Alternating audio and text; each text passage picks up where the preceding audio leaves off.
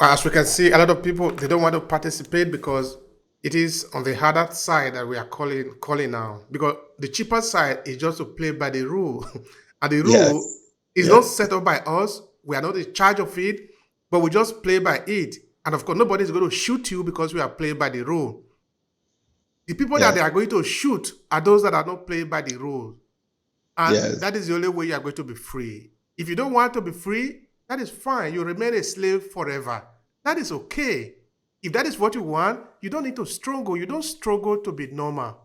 When you become abnormal, that is what you need to struggle for. Because yes. So it's I've lived that path because I've all those issues I've taken on.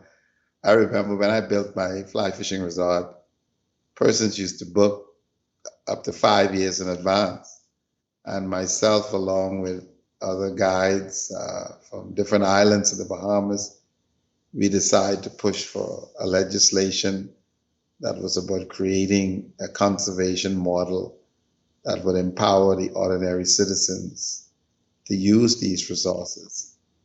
And it was amazing to see the opposition from within the United States, from within Canada, European countries, the local colonial families who control the economy here. And it was just incredible. They put my lodge and another Bahamian prominent lodge on a global boycott. And so I saw it firsthand and lived it for so many years. But that's the strategy that's used. You're gonna pay economically when you take on such issues. But most people are afraid of that because they're thinking, oh, I don't want to lose my home, I don't want to lose my car, I don't want to lose my job. And so, you you better know, remain a slave and be yes, I dancing remember salsa all your life. there was amazing a movie called Mandalay where they're on a plantation and now even when say slavery was so-called abolished, because that's another whole other discussion. And they told the enslaved persons that they could go free. Most of them did not want to leave the plantation because they were comfortable. You know, they can have a meal there. They had a place to sleep. And so you'll find so many, even after they've gone and gotten a bachelor's, master's, a PhD, they are comfortable not changing the status quo because they are rewarded personally uh, for being a part of it, you see? So, but those who know better have to be the example. Yeah. Thank you so much for that, dear Prescott. Now, yeah, you were showing me yesterday of the award that you have received because of this work that you were doing, that you have been doing. Because, like I said at the beginning, you didn't just wake up and start to fight for conservation. This is something you'll be doing forever, and you were finally recognized for that. Do you want to share something about that? Yes, it was interesting because the award would have never, uh, I would have never gotten such an award if it meant the recommendation came internally in the Bahamas, because those who control the so-called conservation environment are the colonial families who control the economy. So the recommendation came from outside the Bahamas through the relationship with the Environmental Defense Fund and several captains in Texas. And but what was interesting about it is the Gulf and Caribbean Fishing Institute. That was their 75th conference held in Destin, Florida.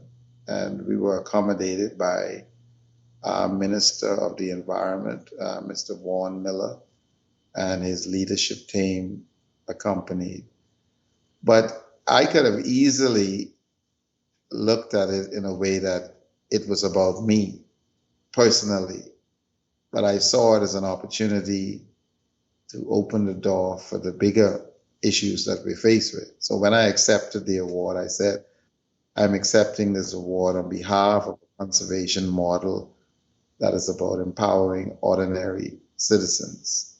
And it doesn't matter whether they're in Tanzania or they're in Trinidad, because of what we shared earlier, the path that we're on that really affects us all negatively. And so, how is it that, and I pointed out, I said, a video that I will share with you that I had produced that showed various resources in the Bahamas, the largest flats in the world, the largest bonefish population, the largest concentration of blue holes, the largest amount of coral reefs in the entire Caribbean and Western world, the largest mangrove nursery system in the Western world. Well, these resources sustains fisheries all over. And so, but here it is, I'm in this room where persons are, scientists from Sweden, from Colombia, all around the Caribbean, all over the world, they were doing various presentations. And what the Minister of the Environment and Natural Resources saw from the Bahamas was where were the Bahamians at the table?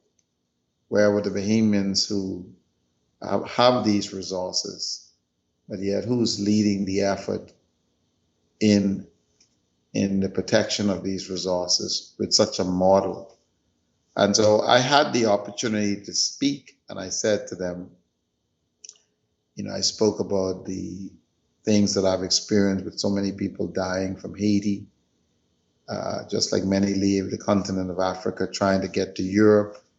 We have these same issues in the Caribbean, people leaving Cuba, people leaving Haiti. There are thousands of people that lose their lives.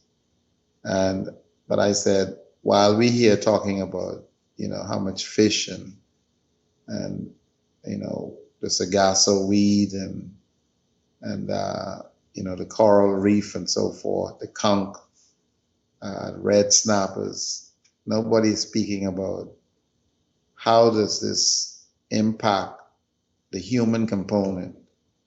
So when we get all of these millions of dollars in grant money, do we put in those grants tools, the training of the skills needed to empower the locals to use their resources to support themselves and their family? That's not part of the equation.